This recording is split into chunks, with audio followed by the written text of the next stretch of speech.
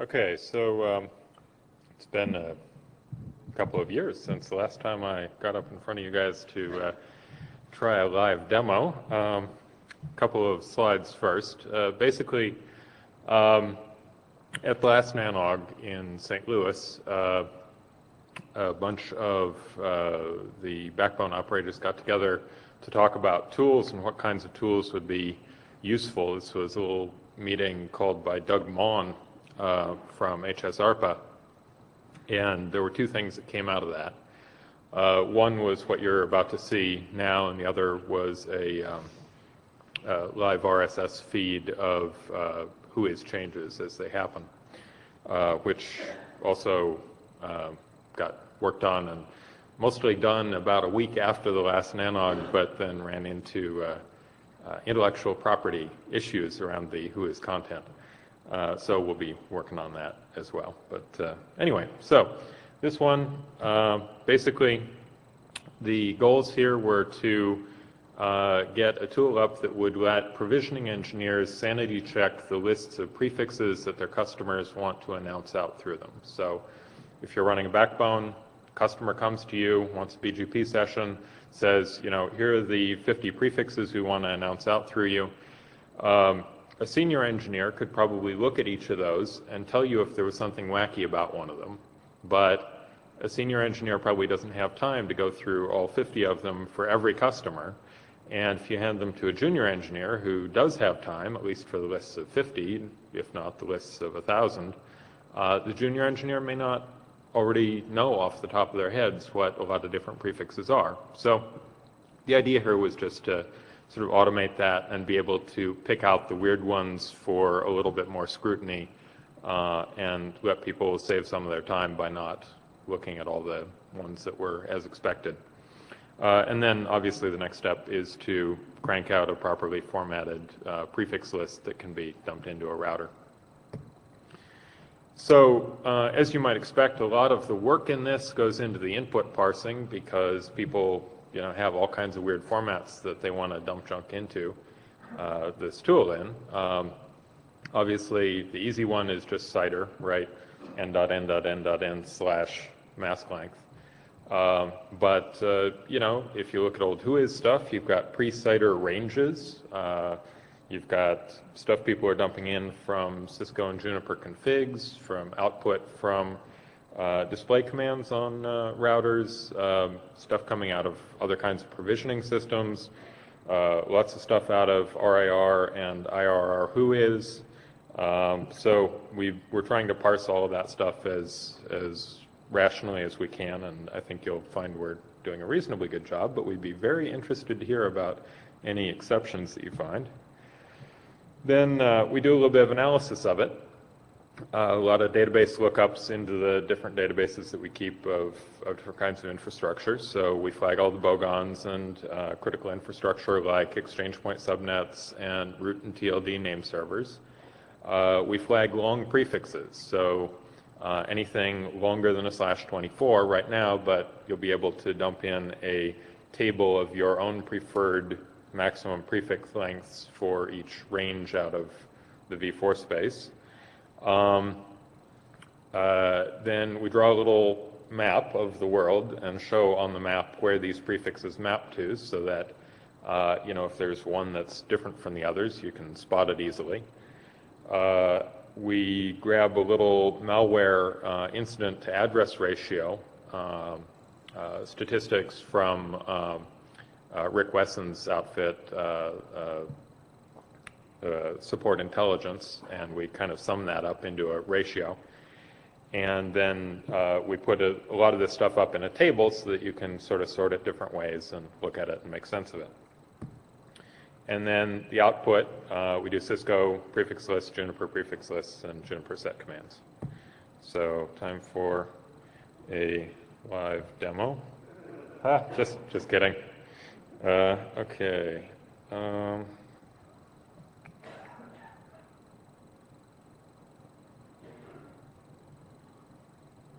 All right, so I'm going to have to do this kind of over my shoulder here.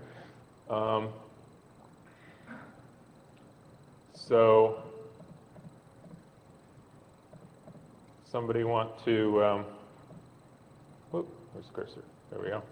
Somebody want to give me a couple of prefixes that they're going to be able to recognize whether we've got them right? Somebody? Mike? There you go. RS will help us. RS will help, all right. This is not a plant. Somebody else can come up after RS. Sure. 192, 148, 148. 252, 0, Okay. space 001 255. Okay, let's see how that one works. And any others? Come on, somebody. Come on. It's not dangerous. It's harmless. Come on, guys. Philip. All right, we'll start selecting volunteers if we don't get them. Yeah, that's it. Okay, try 146.188.0.0. Okay. So I'm not bothering with a mask on here. We'll see if it gets it right. Ted, how about you? One of yours. Play with it. All right. Okay. So to show you the kind of stuff that we can digest successfully, I'm going to dump in some other things here as well. So we've got those two. Then we've got a show IP BGP, show IP route, some show run, the route statements and route map statements, and then some who is down there. So let's submit it. And this is going to take a little while because this entire thing, database and everything, is at the moment running on a single little Mac Mini, which is why I have the URL hidden up there at the moment, because I'd really rather that only me and a few other people be using it right now while we do the demo, and then you guys can all start playing with it the moment the demo is done. So we're grinding through some database queries here and rendering a map, which, yes, will only take another few seconds. There we go. Okay, so this is probably easiest to see if we sort it. Whoop. Sorting's not working there. Okay, there we go, because it was taking. Yeah. Well, okay, so there's the map.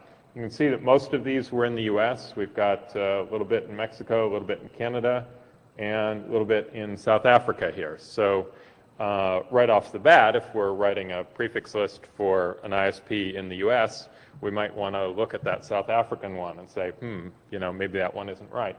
So let's sort by country and go find that. So there's the South African one. You can see it's just a normal prefix, checks out okay. So it's checked by default.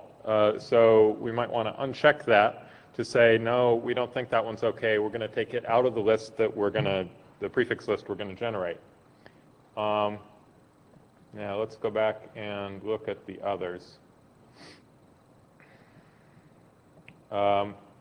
So this one we've kicked out because it's the it's got the DNS server for the TT country code in it, Trinidad and Tobago.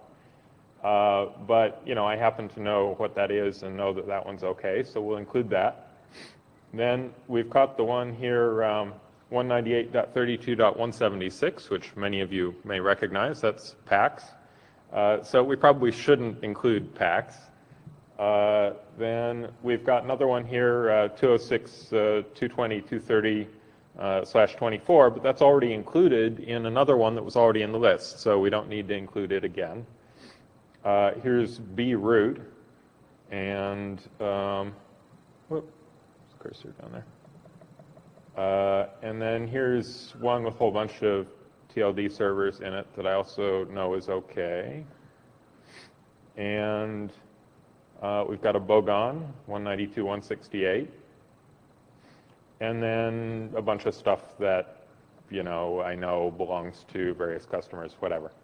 Also, we can hit show errors here and see what the parsing errors were, right? So prefix 0.0.0.0 is too general, And then a bunch of things where we looked at the line and there just wasn't anything that looked like a prefix in it. Anyway, so we have that show errors button anytime we had any parsing errors, so it shows up some of the time.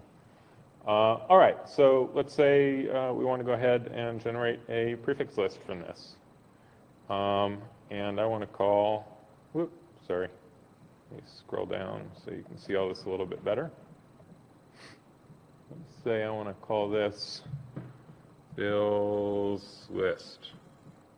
And let's say I want to add this on to an existing prefix list that has goes up through 300 right now. So let's start that at 310. And let's say I like my increments in 5s. So this is all just, copy and pastable off of here.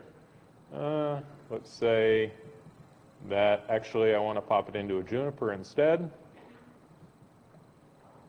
Got Juniper set commands, various ways of popping this stuff out. And we're happy to add more. The output side of this is actually really trivial compared to all the parsing and database. So there are other things that we can do here aside from just submitting lists of prefixes and generating prefix lists. Like I said, set maximum prefix lengths. If you want to give us a table of maximum prefix lengths in different ranges of the v4 space, again, happy to take those. That feature is not quite done yet, but will be shortly. Custom exclusion lists, also not quite done yet, but should be shortly, where if you have things that you want flagged in input that you see, but you don't want that to be public for other people, so like your own internal infrastructure that you don't want to hear from customers, that kind of thing, you can put it in and we'll save it for your use, but other people won't see it. Report critical infrastructure, so if there's something that you think that we don't know about that you think is critical infrastructure, you can report it to us and we'll figure out whether to add it into the general list of things that get flagged. With a lot of this stuff, we have links with definitions here. So if, again, you want to throw junior engineers at this who may not quite know what we're talking about, we try and be as helpful as possible. And then lastly, of course, feature and bug report there. In case you run into anything, please let us know. So let's wrap up the slides here. So future features. Like I said, the custom acceptable prefix lengths tables, custom prefix rejection tables, AS rejection and accept tables. So if you want us to flag things based on ASs that you don't want to see in the path or that are automatically okay in the path, we're going to have both of those features.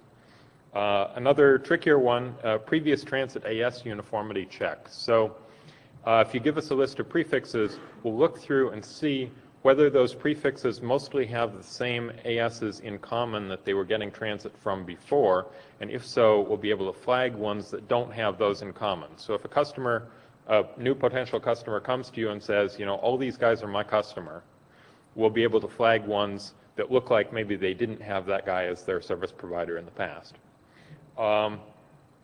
Also suggesting potential aggregates. So if you give us, something that includes 16/24s in the list that could aggregate up, we'll be able to suggest the aggregate for you if you want to put just one line in instead of 16 lines into your final list. XML API for integrating this into your provisioning system. So if you want to just fire something off from your existing provisioning system, rather than logging in the web interface, you'll be able to get the same data back in XML and do whatever you want with it. IRR submission generation, so another output format, aside from the Juniper and Cisco prefix lists, is a template to mail in to an IRR. So we want to just do that for you automatically as well. Again, not quite done yet. And lastly, IPv6. We haven't actually had a request for v6 yet, but a lot of people have mentioned that they think other people would want it soon. So again, we didn't try and get that done for version 1, but we will soon. And obviously, this is all driven by what you guys actually want to use, so just let us know. In terms of known issues, like I said, the main one is just performance. We're doing a fair amount of caching and so forth to make the responses come in as quickly as possible, but right now it's all running on one little Mac Mini, and we'll try and scrape together some money for more hardware to put it on. Thank you very much to all the beta testers. We got a tremendous amount of feedback over the last couple months about this, as well as, of course, in the original meeting at the last NANOG, and that's where all the ideas here came from. We didn't have the smarts to dream any of this up ourselves. And to HSARPA, who called the original meeting that came up with this. And there's the URL, where it will be in perpetuity as long as we're around. So please have fun with it and let us know what problems you find. We'd love the feedback. And if anybody has any questions right now, I'm happy to take them. That looks like I'm off the hook. Yeah, no questions, no comments? All right, then I guess Thank we're you. on to lunch, guys, and you want to take it over, Steve, or?